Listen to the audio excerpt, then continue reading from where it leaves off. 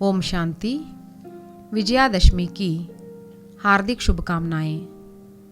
विजयादशमी को दशहरा अथवा दसरा के नाम से पुकारते हैं। हर साल नवरात्रि के बाद 10वें दिन अश्विन मास में यह त्यौहार मनाया जाता है।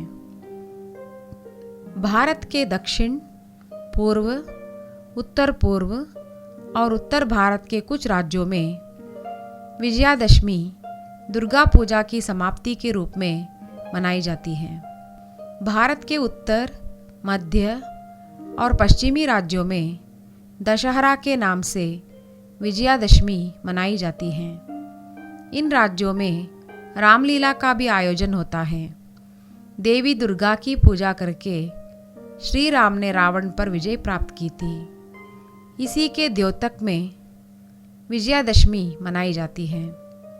दशहरे के दिन बुराई के प्रतीक रावण का बुत जलाया जाता है। इसके बाद ही दीपावली मनाने की तैयारी की जाती है। विजयादशमी के 20 दिन बाद प्रकाश का त्यौहार दीपावली मनाई जाती है। रामायण कथा में विजयादशमी के बारे में इस प्रकार है। रावण ने माता सीता का अपहरण करके उन्हें अशोक वाटिका में रखा था। श्री राम वानरों की सेना की मदद से रावण को हराकर अपने 14 सालों का वनवास पूर्ण करके अयोध्या लौटे थे। तब राम राज्य का प्रारंभ हुआ था। इसी विजय के यादगार के रूप में विजयादशमी मनाई जाती है। महाभारत में विजयादशमी के बारे में इस प्रकार है। पांडव 12 वर्षों के वनवास पूरा करके 1 साल अज्ञातवास के लिए हिमालय के विराट राजा के पास जाते हैं। वहां जाने से पहले अपने सब अस्त्र शस्त्रों को शमी वृक्ष पर रख देते हैं और माता काली से उसकी रक्षा करने के लिए प्रार्थना करते हैं। अज्ञातवास के बाद कौरव विराट राजा पर आक्रमण करते हैं। तब अकेले अर्जुन ने ही कौरव सेना को हरा दिया था। इसी दिन पांडवों ने महाकाली की पूजा करके विजयादशमी मनाई थी। नवरात्रियों में नवदुर्गाएं सभी असुरों का संहार करती हैं। 9वां दिन महिषासुर का वध देवी दुर्गा ने किया था। इस विजय की याद में 10वें दिन को विजयादशमी के रूप में मनाया जाता है। भक्त देवी की मिट्टी की मूर्तियां बनाकर 9 दिनों तक पूजा करते हैं। देवी दुर्गा को फिर से कैलाश भेजने के लिए 10वें दिन नदी या समुद्र में विसर्जन करते हैं। मैसूर नगर में पारंपरिक रूप से विजयादशमी मनाई जाती है। दक्षिण भारत में यह त्यौहार ज्ञान, शिक्षा, संगीत और कला का मेला है और यह देवी सरस्वती को समर्पित है। नवरात्रि के 9वें दिन अखंड पूजा करके देवी सरस्वती और देवी सिद्धिदात्री की पूजा की जाती है।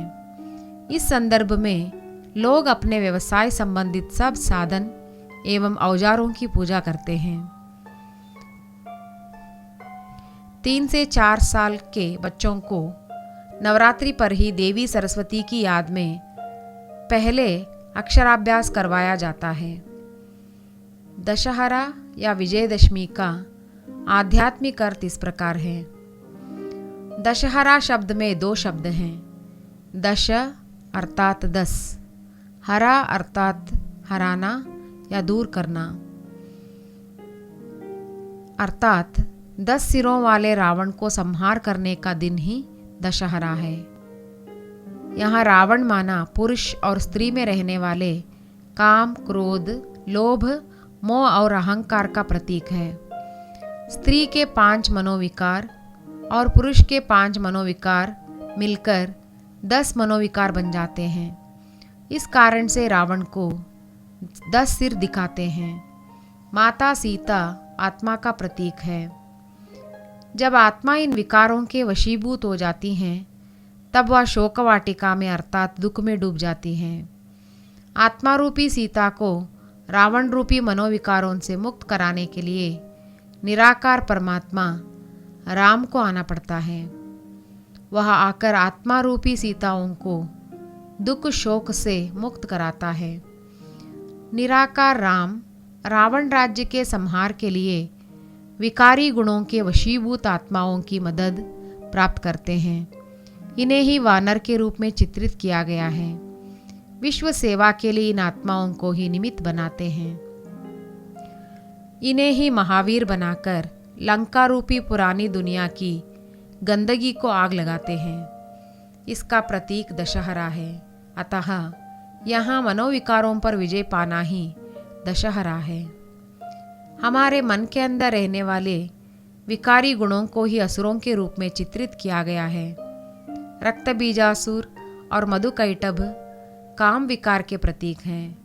धूम्रलोचन क्रोध का प्रतीक है। महिषासुर, चंडमुंड आदि असुर किसी न किसी बुरे गुणों को संकेत करते हैं। असुर हमारी विकारी मनोवृत्तियों का प्रतीक है। शिव शक्तियाँ इन मनोविकारों रूपी असुरों पर विजय प्राप्त करने के लिए परमात्मा शिव के आदेशानुसार पवित्रता अथवा ब्रह्मचर्य का पालन करती हैं। ये ही ब्रह्म कुमारियाँ हैं। विकारों को जीतने का प्रतीक ही विजयादशमी है। यहाँ देवियों का युद्ध अहिंसात्मक है। सभी असुर हमारे राक्षसी गुणों के प्रतीक हैं। कलयुग के अंत समय परमात्मा शिव प्रजापिता ब्रह्मा के तन में परकाय प्रवेश करके पुनः धर्म स्थापना का कार्य करते हैं। आसुरी गुणों पर विजय प्राप्त करने के लिए ज्ञान की रोशनी और योग की शक्ति देते हैं। ज्ञान योग की शक्ति प्राप्त करने वाली आत्माएं ही शिव शक्तियाँ हैं। ये शिव शक्तियाँ विश्व के कोने कोने में शिव के ज्ञान योग की शक्ति देती हैं। सर्व मनुष्यात्माओं में रहने वाले आसुरी गुणों का संहार करती हैं। अज्ञान और मनोविकारों रूपी असुरों के चंगुल से मुक्त करा के इसी पृथ्वी को स्वर्ग समान बनाती हैं। आइए प्रजापिता ब्रह्मा कुमारी ईश्वरी विश्वविद्यालय में शिव परमात्मा के सत्य ज्ञान और सहज राजयोग की शिक्षा प्राप्त करके उनसे सर्वशक्तियों को अपने में आह्वान करके आसुरी गुणों का संहार करके दुख अशांति से मुक्त होकर शिव की सच्ची शिव शक्तियाँ बनेंगे। ओम शांति।